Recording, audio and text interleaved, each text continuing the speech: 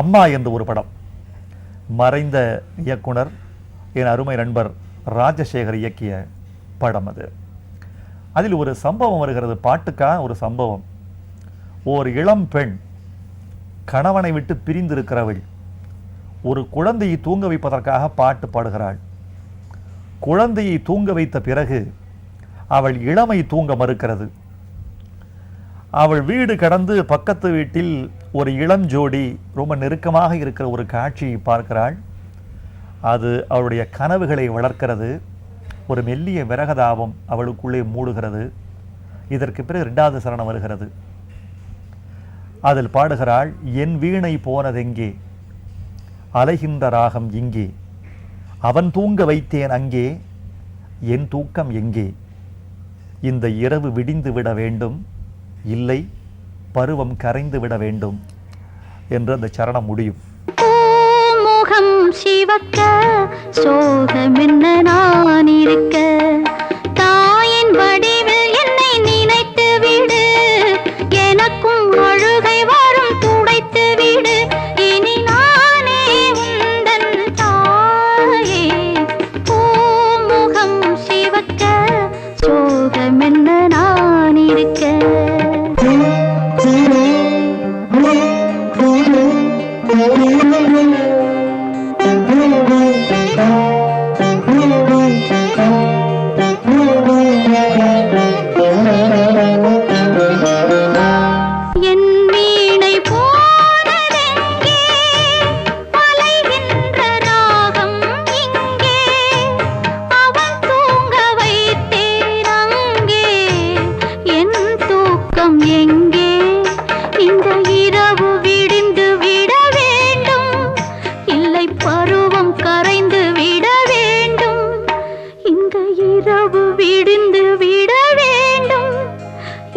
பருவம் கரைந்து விட வேண்டும், பூமுகம் சிவக்க சோகமென்ன நான் இருக்க, தாயின் வடிவில் என்னை நினைத்து விடு, எனக்கும் அழுகை வரும் துடைத்து விடு, இனி நானே உந்தன் தாயே.